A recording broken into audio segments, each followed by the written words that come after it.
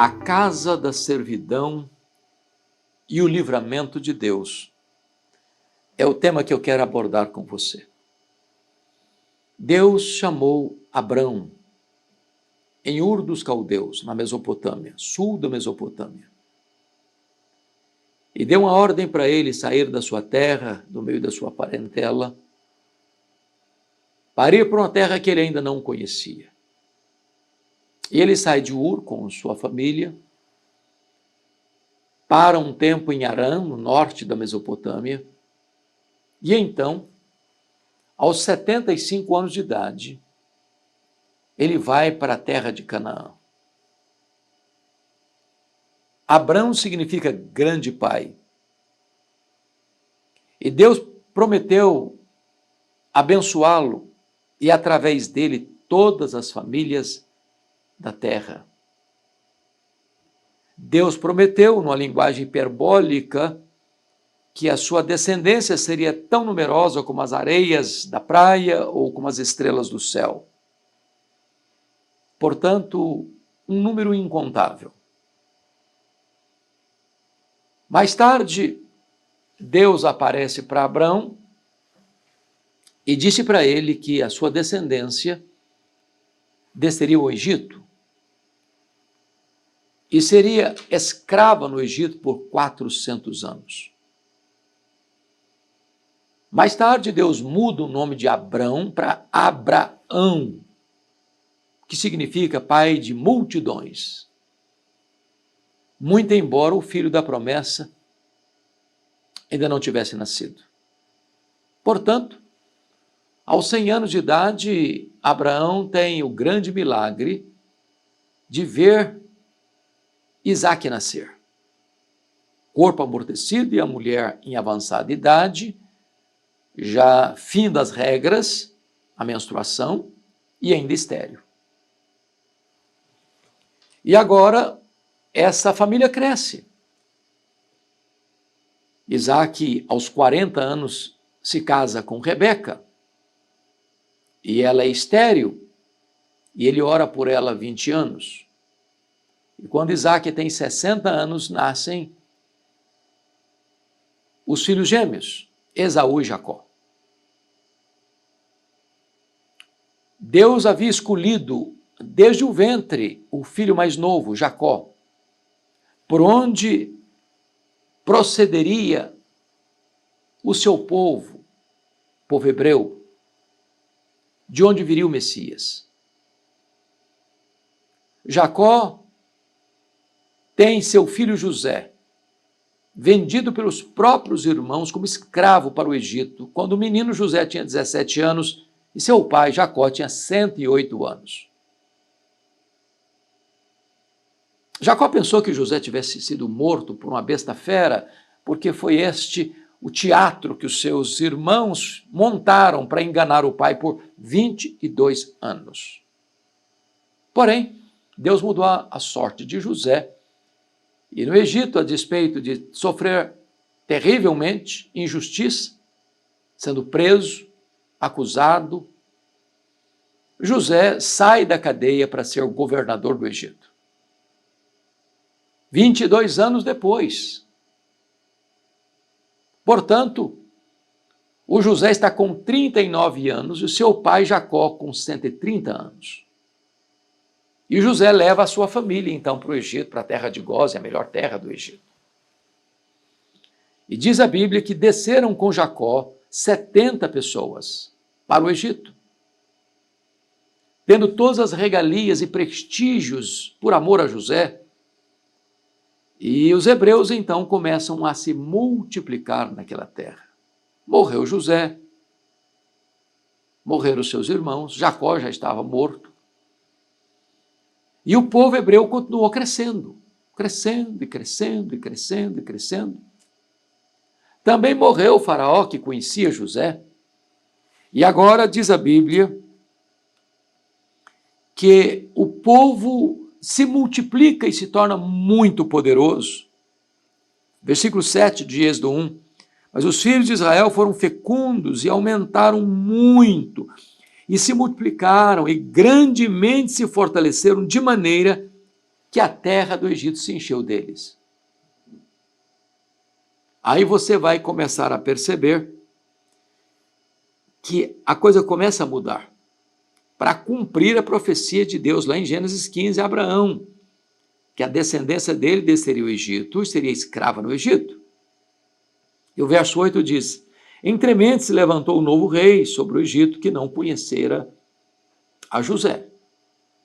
Naquela época, então, não tinha tanto a questão das memórias, dos registros de memórias, e aí o fato de um novo rei, um novo faraó se levantar sem conhecer o passado, vai trazer consequências, porque o verso 9 diz assim: ele disse ao seu povo: eis que o povo dos filhos de Israel é mais numeroso e mais forte do que nós. Talvez superestimando o problema. Muito provavelmente não havia mais hebreus do que egípcios. Mas, quando a pessoa quer ter uma atitude perversa de ataque, perseguição, ele superestima o problema para tentar, então, tomar as medidas cabíveis, segundo a sua ótica. E, em virtude dessa leitura desse novo rei, ele toma uma medida. Primeira medida, versículo 10. Eia, usemos de astúcia para com ele, para que não se multiplique, e seja o caso que, vindo guerra, ele se ajunte com os nossos inimigos e peleje contra nós e saia da terra. Então, a essas alturas, o novo rei toma uma postura: vamos agir de astúcia, vamos agir com astúcia, com dolo, com traição. O povo já era escravo nessas alturas. Já tinha trabalhos forçados. Mas eles imaginavam que, uma vez que estavam crescendo tanto, se houvesse uma guerra, esses hebreus se uniriam aos inimigos e sairiam da terra, porque eles eram mão de obra barata. Eles eram escravos. Eles produziam e não recebiam. Então a astúcia desse novo rei era de oprimi-los ainda mais, escravizá-los ainda mais, botaram carga mais pesada sobre eles para que eles não tivessem condições emocionais de se proliferarem no Egito. Aí o verso 11 diz assim: e os egípcios puseram sobre eles feitores de obras, para os afligirem com suas cargas. Veja você que agora a astúcia consistia nisso. Vocês não são apenas escravos. Nós vamos colocar feitores de obras vigiando vocês o tempo todo, com chibata, com cobrança, com exigências. Vocês não terão folga, vocês não terão descanso, vocês não terão qualquer alívio. Vocês terão que trabalhar debaixo do chicote, da chibata, e produzir o máximo. E aí o que acontece? Tem o resultado. E os israelitas edificaram a Faraó as cidades celeiros, Pitom e Ramsés. Então, dentro da astúcia e da opressão, os israelitas estão produzindo riqueza para o Egito, estão produzindo infraestrutura para o Egito, cidades celeiros. Verso 12. Mas quanto mais os afligiam, tanto mais se multiplicavam e tanto mais se espalhavam, de maneira que se inquietavam por causa dos filhos de Israel. Aqui tem uma bênção de Deus. O povo está debaixo de trabalho forçado, trabalho escravo, debaixo de chibata, debaixo de opressão.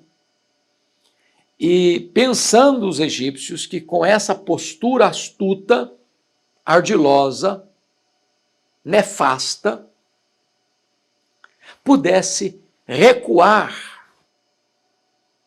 a densidade demográfica, o crescimento demográfico dos hebreus. Mas o texto diz que quanto mais se afligia, tanto mais se multiplicavam. Isso é uma graça de Deus, isso é uma manifestação da bondade, da multiplicação, da bondade de Deus na vida deles. E tanto mais se espalhavam. Ou seja, de repente, os hebreus foram tendo capilaridade em todo o vasto império egípcio, a casa da servidão. Agora vamos ver qual foi a próxima medida do faraó para conter o crescimento dos hebreus. Versículo 13. Então os egípcios, com tirania, faziam servir os filhos de Israel. E lhes fizeram amargar a vida com dura servidão, em barro e em tijolos, e com todo o trabalho no campo, com todo o serviço que se tira, em que na tirania o serviam. Bom, gente, agora não é mais apenas trabalho forçado, escravidão, feitores de escravos. A palavra aqui é mais forte. Com tirania faziam servir os filhos de Israel. E tirania tem a ver não só com trabalho forçado, não só com chibata, mas com crueldade. Talvez nós pudéssemos evocar aqui os campos de concentração nazista, onde os trabalhadores tinham escassez de pão, tinham roupas ineficientes no inverno e tinham que trabalhar debaixo da chibata, da tortura, muitos deles morrendo, sucumbindo aos maus tratos, à violência, à opressão. A casa da servidão está agora com tirania, com violência física, psicológica, emocional, fazendo amargar a vida do povo. Qual o propósito? Frear o crescimento dos hebreus. Agora veja você a próxima medida do faraó para conter o crescimento dos hebreus. Versículo 15. O rei do Egito ordenou às parteiras hebreias, das quais uma se chamava Sifrá e a outra Puá, dizendo: quando servirdes de parteira às hebreias, examinai se for filho, matai-o, mas se for filha, que viva. Agora você começa a perceber que é o infanticídio. Agora veja você duas coisas. Faraó está usando parteiras hebreias para matar crianças hebreias. Ou seja, na cabeça dele, essas parteiras vão ser o terror do seu próprio povo, porque elas vão estar matando os próprios filhos hebreus. Estaria se criando aí uma espécie de fissura, de brecha, de ferida nas relações. Porque se ele empregasse parteiras egípcias para matar meninos hebreus, ok, poderia ser aí um problema de raça. Mas agora não, ele está empregando parteiras hebreias para matar meninos hebreus. Porque se ele elimina os meninos, ele dizima o povo. Mais uma coisa, qual o papel de uma parteira? É dar vida, é trazer vida, é ajudar uma mulher a dar à luz. Ele está invertendo o papel dessas mulheres, aquela que é instrumento para trazer vida, agora vai ser instrumento de morte. Olha a crueldade disso. Agora veja você, os poderosos deste mundo sempre encontrarão a resistência daqueles que temem a Deus. Porque está escrito no verso 17. Preste atenção aqui. As parteiras, porém, temeram a Deus e não fizeram como lhes ordenara o rei do Egito. Antes deixaram viver os meninos. Quem teme a Deus não teme aos homens. Quem teme a Deus não teme os ditadores cruéis. Aqui está claramente posto aquilo que nós chamamos de desobediência civil. Nós devemos respeitar as autoridades constituídas. Aliás, devemos orar por elas. Devemos pagar tributos. Mas não podemos aceitar autoritarismo absoluto, o totalitarismo despótico. As autoridades constituídas não podem assumir o papel de Deus. Essas moças, essas mulheres estão desobedecendo a maior autoridade política do mundo. Como mais tarde, os amigos de Daniel também exerceram a desobediência civil e disseram para o faraó que queria jogá-los na fornalha ardente se eles não obedecessem a ele. Olha, se Deus quiser nos livrar, ele tem poder para nos livrar. Se ele não quiser nos livrar, nós estamos prontos a morrer.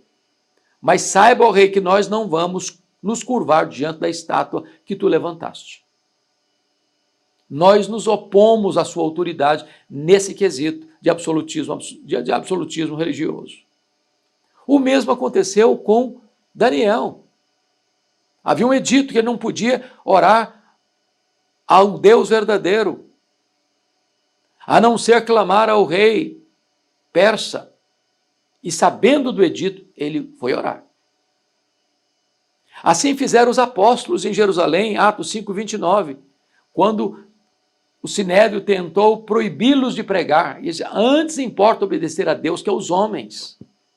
Então a nossa obediência às autoridades tem um limite. Vai até onde não tenhamos dificuldades com a nossa consciência iluminada pela verdade. Ao nosso compromisso com Deus. É por isso que a história do cristianismo é a história dos mártires. Porque mesmo em face da morte não amaram a própria vida. E sempre que uma autoridade constituída requer de um cristão que ele negue a sua fé, que ele negue a Jesus, que ele quebre os seus princípios e valores para obedecer essas autoridades no seu despotismo, cabe ao cristão não obedecer para obedecer a Deus.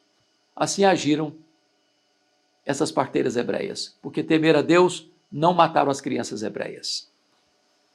Bom, mas o despotismo não para aí. Na terra da servidão, o faraó toma uma outra medida. Uma outra medida. No versículo 22 está escrito: então ordenou o faraó a todo o seu povo, dizendo: a todos os filhos que nascerem aos hebreus lançareis no Nilo, mas a todas as filhas deixareis viver. Agora, note você que não são pessoas hebreias perseguindo os hebreus. Agora, Faraó ordena que todo o seu povo egípcio, denunciasse às autoridades constituídas cada parto, cada bebê que nascia. Se fosse menino, essas autoridades tinham o direito legal do Estado despótico, porque nem tudo que é legal é moral, de pegar essas crianças masculinas e lançá-las no Nilo infestados de crocodilos. Na mente de Faraó seria o fim. É a última cartada. É a solução final para ele, para eliminar o povo de Deus. Só que Faraó está atentando aqui não apenas contra os homens, ele está atentando contra o próprio Deus. Ele está atentando contra a própria história da redenção. Ele está se insurgindo não contra um povo escravo, mas contra o Deus deste povo. E é maravilhoso que o capítulo 2 começa com a história de um casal da tribo de Levi, Arão e Joquebede, que depois de já terem Miriam e Arão, nasce o caçula. O menino era formoso de aparência, e pela fé, diz a Bíblia, seus pais o guardaram, o protegeram, o esconderam por 3 meses. Eu imagino o sofrimento desta mãe ao amamentar aquela criança, e a criança chorando, e ela abafava o choro da criança em seu peito, porque se algum vizinho escutasse, poderia ser denunciado, e o seu filho ser arrancado dos seus braços e jogado para os crocodilos no Nilo. Depois de 3 meses, ela percebeu que não conseguia mais esconder o filho. Preparou um cesto, calafetou-o com betume, e a palavra cesto ali é a palavra arca, que só aparece 2 vezes na Bíblia, a arca de Noé e a arca de Moisés. Na arca de Noé, Deus salvou a humanidade. Na arca de Moisés, Deus salvou o seu povo eleito. Deus trata tanto do macrocosmo como do microcosmo. E então Joquebede monta aquele cesto, aquela arca, coloca o seu filho lá dentro, coloca o cesto no carriçal, à beira do rio Nilo, encarrega Miriam, que já devia ser uma menina adolescente, para vigiar o cesto, que era um barco rio abaixo, estrategicamente colocado perto do local onde a filha de Faraó costumava ir com as suas moças tomar banho no Nilo. E de repente, a filha do Faraó vê o cesto, tira o cesto, abre o cesto, tem uma criança hebreia chorando. E a primeira arma de Deus para libertar o seu povo da escravidão foi o choro de uma criança. A providência de Deus é maravilhosa, porque logo que ela abre a arca e vê a criança chorando, Miriam se apresenta e diz: você não gostaria que eu arranjasse uma mãe hebreia para cuidar desse menino para você? E a filha do faraó diz: pode arrumar. E Miriam, óbvio, corre atrás de quem? Da mãe, de Joquebede. E Deus está resolvendo aqui algumas coisas. Primeiro, Deus está resolvendo a questão financeira. Agora, o menino Moisés não só não vai ser jogado no Nilo, como ele foi salvo do Nilo. O Nilo não foi sua sepultura, o Nilo foi sua salvação. Agora essa mãe pode criar o filho regiamente sendo assalariada pela filha do faraó. Então Deus resolve o problema financeiro. Segundo, Deus resolve o problema espiritual. Porque Moisés vai ser educado dentro do seu lar, na vida piedosa. E é aqui na primeira infância que ele aprende os valores morais, espirituais, que vão governar a vida dele no futuro. Porque no lugar de amar as riquezas do Egito, ele amou o opróbrio do seu povo. E vai resolver o problema intelectual.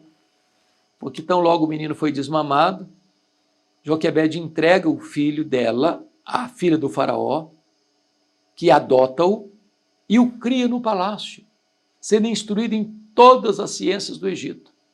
Ou seja, Deus estava preparando o pano de fundo, o background de Moisés, para ele ser o grande líder, o grande libertador do seu povo. É Deus quem escreve a história. É Deus quem dirige a história. Na terra da servidão, Deus mostra o seu livramento, preparando um libertador. 40 anos no Egito, aprendendo a ser alguém. Depois, 40 anos no deserto, reconhecendo que é ninguém. E os últimos 40 anos, liderando cerca de 2 milhões de pessoas pelo deserto, aprendendo que Deus é tudo. Este é o nosso Deus, todo-poderoso, que quebra o jugo, que despedaça as cadeias, que liberta o seu povo, que prepara uma pessoa e a envia com a missão de ser o libertador. Moisés nos aponta o verdadeiro libertador, Jesus Cristo, nosso Senhor. Ele veio para quebrar as nossas algemas. Ele veio para romper os nossos grilhões. Ele é aquele que quebra a tirania do diabo, a opressão do pecado, o tormento da culpa e nos redime. não com ouro nem com prata, mas com seu próprio sangue. Esta é a gloriosa história da redenção. Espero que esta mensagem tenha abençoado o seu coração. E se ela assim o fez, por favor, compartilhe-a com seus amigos. Se você ainda não está inscrito nesse canal, nos ajude, inscreva-se. Todo dia tem mensagens inéditas aqui para abençoar a sua vida e a sua família. Portanto, Deus abençoe a sua vida e o seu coração. Gratidão por estar aqui comigo.